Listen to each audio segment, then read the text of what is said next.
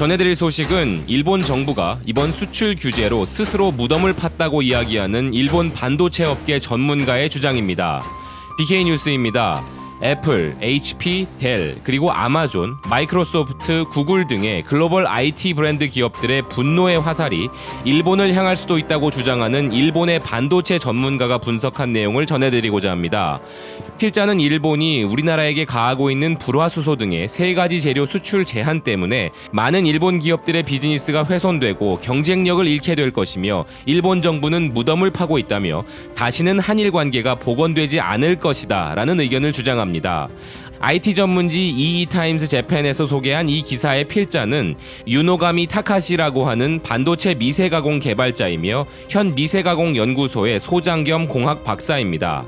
필자는 서두에서 불화 폴리이미드, EUV 포토레지스트, 불화수소 등 수출 규제를 하고 있는 3가지 재료에 대한 부분과 지금까지 화이트리스트 포함국으로서 한 번에 3년간의 수출 허가를 받았었던 우리나라가 화이트리스트에서 제외될 수 있는 부분에 대해 언급하며 3가지 재료 중 불화수소가 한국 기업에 가장 큰 피해를 줄 것이라고 말합니다. 그리고 각각의 재료들이 우리나라의 기업들에 어떻게 피해를 입힐 수 있는지 구체적으로 설명하는데요. 먼저 불화 폴리이미드의 경우 우리나라 기업들의 이 재료의 재고가 떨어지면 OLED TV를 생산하는 LG와 스마트폰용 OLED를 생산하는 삼성이 직접적인 피해를 받게 된다고 주장합니다.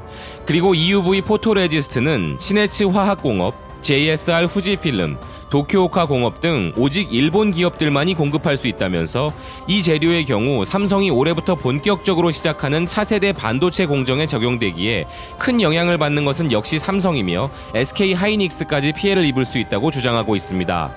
구체적으로는 삼성이 2018년 2억 9,230만 대의 스마트폰을 판매하여 세계 1위라는 점을 언급하면서 바로 그 갤럭시 스마트폰 제조에 피해를 줄 수 있다고 하는 것이죠.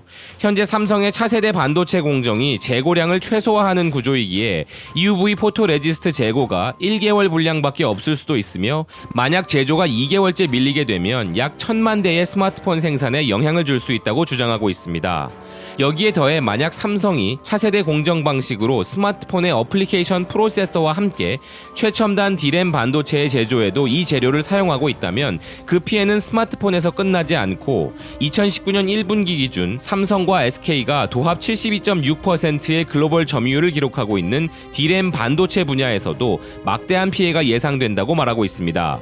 작년 기준으로 약 14억 대의 스마트폰, 약 3억 대의 PC, 1억 5천만 대의 태블릿이 출하되고 약 1175만 대의 서버가 구축됐었던 수치를 설명하며 이 가정대로 정말 D램 반도체 생산 중단 사태가 벌어진다면 애플, HP, 델 등의 글로벌 기업들의 분노가 삼성과 SK가 아니라 수출 규제를 실시한 일본 정부로 향할 것이라고 경고하며 일본 정부는 전 세계 IT 업계에 맹렬한 비판을 받게 될 수 있다고 이야기합니다. 그리고 필자는 이어서 EUV 포토레지스트보다 우리 기업들에게 정말 막대한 피해를 주는 것은 불화수소라는 주장을 하는데요. 불화수소는 우리가 언론을 통해 가장 많이 들어본 재료이기도 하죠. 불화수소가 가장 큰 피해를 줄 수 있다고 생각하게 된 이유로는 최첨단 제품에만 적용되는 EUV 포토레지스트와는 다르게 불화수소는 로직, D램, 낸드 플래시 반도체 등 모든 종류와 모든 세대의 반도체의 필수적인 약액이고 심지어 OLED 디스플레이에도 사용되기 때문이라고 합니다. 특히 이 중 낸드 플래시에 대해 언급하며 2019년 1분기 기준 낸드 플래시 매출 점유율에서 1위인 삼성과 SK 하이닉스의 비중까지 합하면 39.4%가 된다는 부분을 설명하고 PC와 데이터 서버용 저장 장치로 쓰이는 SSD 공급을 위해서 낸드 플래시가 필수적이라는 부분을 설명합니다. 만약 낸드 플래시 제조의 필수인 불화수소의 재고가 없어지게 된다면 아마존, 마이크로소프트, 구글 등과 같은 클라우드 업체의 데이터 센터 서버에 사용되는 SSD 공급이 정지되고 그렇게 되면 이 모든 원흉인 일본 정부를 맹비난하게 될 것이라고 주장합니다. 그리고 우리도 많은 국내외 언론을 통해 익히 들은 바 있는 불화수소의 대체 공급처를 찾았다고 하는 소식이나 국내외 공급처 테스트, 자체 생산 등에 대해 이 필자도 유사한 언급을 하고 있는데요. 우리나라가 일본 기업에서 수입하는 불화수소의 비중은 41.9%로서 나머지는 중국에서 약 45%, 대만에서 약 10% 정도를 수입하고 있다고 설명하며 일본 기업에서 불화수소 조달이 두절되어도 중국산, 대만산으로 전환하면 될 것이 아니냐 하는 의견에 대해서 1, 2개월 단기간에 중국과 대만이 공급량을 2배로 늘리는 것은 어렵다고 이야기합니다. 그리고 각각의 공급업체마다 불화수소의 혼합 비율이 엄격하게 정해져 있기 때문에 중국과 대만의 재료 기업이 일본 기업이 맞춰오던 비율의 불화수소를 바로 공급하는 것은 곤란할 것이라는 주장을 덧붙입니다. 같은 불화수소라고 해도 비율을 무시하고 막 쓰게 되면 모든 반도체 제품들의 수율이 급락하게 될 것이라는 주장을 하고 있는 것이죠. 그러나 중장기적 관점으로 1, 2년이 지나면 결국 일본의 불화수소가 없어도 중국산이나 대만산 불화수소에서 각종 반도체를 제조할 수 있게 될지도 모른다고 말하며 우리 정부가 반도체 재료 및 장비의 국산화 지원에 매년 1조 원의 예상 충당 구상을 발표한 부분도 언급하고 있습니다. 이는 우리나라가 일본이 믿을 수 없는 상황에서라면 우리 정부의 당연한 정책이라 할 수 있고 그것이 미래의 일본에게 무슨 일을 일으키겠느냐는 질문을 던집니다.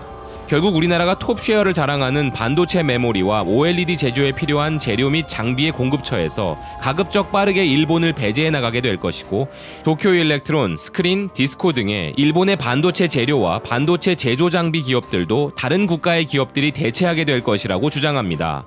그러면서 1980년대에 일본이 D램 반도체 분야에서 전 세계의 약 80%의 시장 점유율을 차지하고 있었던 시절 우리나라의 기업이 일본의 기술자들을 닥치는 대로 헤드헌팅 해갔던 일이 반도체 재료, 제조 장비 등의 업계에서 또다시 반복될 것이라고 우려합니다. 또한 결국 일본 제조업체들과 장비업체들이 삼성, SK, LG와 같은 대기업들을 상대로 한 큰 사업을 잃게 될 것이라고 주장합니다. 그저 단순히 사업을 잃을 뿐만이 아니라 일본의 재료 및 장비 제조업체들은 삼성과 같은 업계의 선두주자를 따라감으로써 경쟁력을 강화하고 사업을 확대해온 것인데 그 귀중한 기회를 한꺼번에 잃게 될 것이고 이런 일이 터진 뒤 수출 규제를 풀어봐야 이미 늦었다며 한 번 깨진 신뢰는 다시 원상복귀되지 않을 것이라고 주장합니다. 마지막으로 필자는 일본 정부는 무덤을 팠고 그 대가는 너무 크다 라며 기사를 마무리하는데요.